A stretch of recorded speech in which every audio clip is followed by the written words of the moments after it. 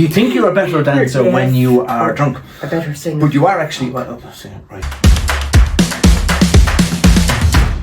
Have you ever considered going for a month without alcohol and watching what that would do to your body? We're the happy headers, and we're going to be looking at the benefits of alcohol and a life with no alcohol. Yeah, because it'd be easy enough to talk about the benefits, but everybody knows there's a downside to it. And I saw online, it was a while ago, with pictures of people who, when they were drinking regularly, what they looked like, and then they had stopped for 12 months, not just 12 months, and you could see how their faces changed and the whole physique had changed. And it wasn't that they were in the gym every day as opposed to being in the pub, but their bodies had kind of repaired. And they looked a whole lot younger and better and brighter. But I think that's if you have a problem with alcohol and you're drinking alcoholically. You know, if you're obviously like overdosing yourself with alcohol, overdosing anything, you're not going to look great. It's the thing. But like we have like dry November or dry January. Yeah. And dry November was so that you save up money so that you could have money to spend at Christmas. Lent, you know. Lent. Repent. Yeah, and all that. And it was seen as a suffering, wasn't it? Yeah. A penance that you had to do. You have to suffer the marriage for a whole month, you know, and listening to him complaining and giving out about his man flu, and then finally at the end of it you can drink again. It's great. It's fucking great. You don't feel any more You're supposed to be talking about the advantages of not drinking. I haven't drank in almost a year. Woo! Go on, Paul. And it's for health reasons. And I've really found a change in that year. One of the things, I changed my diet as well, is that I lost weight. I wasn't looking to lose weight, but I'm different. Wow. I think differently. I'm more of a kind of can-do attitude, a kind of looking for the next thing. Whereas when I used to drink, I'd lose the next day. Like I wouldn't have to get absolutely out of my head drunk, but if I had 4 or 5 pints and I'd really be sluggish the next day, and maybe even the day after. Yeah. And if I was drinking spirits or whiskies, I'd lose the day after that again. And you know that horrible feeling where like 3 days after you've been on a drinking session, you can go burp, and you can taste what it is you drank 3 days ago and go, my body is not able to process anything. And that was part of the medical reasons. I was talking to my doctor, and my body was doing all kinds of weird shit, and he said, maybe you'll have to be out. I'll do. And it's no big deal to me because I can just, it's how I set up myself, my mind, and even using hypnosis, I can just tell myself, look, I'm bother doing this, and I'm not going to bother doing it. Yeah. It's not that I have to try to persuade myself. Yeah. I'm not going to bother. It's a bother. It's bothersome to drink. It's funny, isn't it? Because once you make up your mind to do something, you can do anything. Like it's not an issue. Like even being addicted to things like drugs or nicotine or alcohol or whatever, you can actually stop completely. Like you go cold turkey and go through that. Yeah. Alan Carr. He's amazing, he got me off the vape thing. Yeah. I read his book. And got hundreds of thousands of people off smoking. But although he's passed on Alan Carr, his institute, or his business is still producing material and still running courses.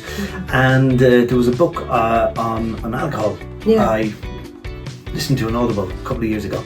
And it was talking about the fact that alcohol it's fermented, it's rotting vegetables. You go, rotten fruit. What it is, yeah. And he said that it's poison, and your body naturally rejects poison. But we even have this phrase like, "What's your poison?" Oh yeah, what's your poison? What's your poison? It's so and true. It poisons the body, and if you continue to bombard the body, poison it and poison it and poison it, something gives. Your body just can't take that kind of abuse all the time. So I'm not anti-alcohol, anti-drinking, but it's because it can be good to let off steam at the weekend, to release a pressure valve and stuff like that. But you don't actually need it, because I still relax at weekends and release the pressure valve and do other things. But we can be conditioned to feel that you must go out. It's a weekend. This is what everybody else is doing. Your friends, they're all out there drinking. I couldn't stand that.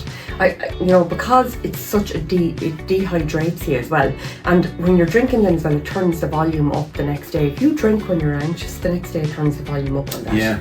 You're going to feel way more anxious. Or if you drink because you're sad or angry or anything, I just think it adds to that. It turns up the volume on all of those things. Yeah. Whereas if you take a few drinks and if you drink normally, then it's fine. But if you're anything like me, and you know, I'm somebody who nearly can't stop drinking when I start, so I tend to avoid it. Yeah.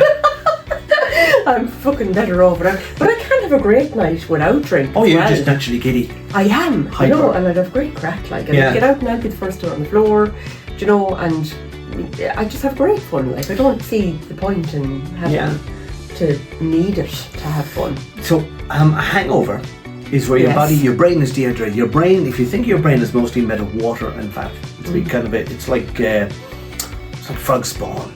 Kind of a mass of it. It's pretty Paul's wet. Brain now, it's mushy. So when you get dehydrated, that kind of shrinks and it dries out, and that's why it's so hard to function the next day when you have a hangover. It's a horrible headache. Yeah, I actually came across the origins of the word hangover. Did you? Yeah. Years ago, when people were in poor houses, or people, you know, they couldn't afford to live anywhere, they went to a poor house, and you could rent a bed. It was called a penny bed. It was called like a penny coffin. It was a box that you could sleep in, and there could be one there, there could be somebody there, a whole line of them. Wow. But if you're so poor that you couldn't afford that, they would give you a bench to sit on, and you could be kind of there, and you could be nodding off on the bench. What to do is to tie a rope out of you there, so that you go and you wouldn't fall into the person beside the rope would pull you back. The rope would hang you and stop you from falling over. And that's where the word hangover came from. Very fucking concerning. Yes. Jesus. The word hangover. Oh my god. Okay. Do you suffer with hangovers, guys? Let us know in the comments down below. Suffers with hangovers, but no, they don't. Not everybody drinks excessively, in fairness. There are people who can moderate themselves. If you are like you or like me, I can be a lunatic without alcohol or just messing, and it seriously increases your ability to dance when you haven't got alcohol. Like, you think you're a better dancer when you are drunk, a better singer, but you are actually right. Jesus Christ. Yeah. Is there video footage of you on the internet there somewhere? Oh God, I hope not. People will be googling it. Hope not recently, anyway. There could be. Siobhan Leijen singing. There could be. Again, I can blackmail you with that.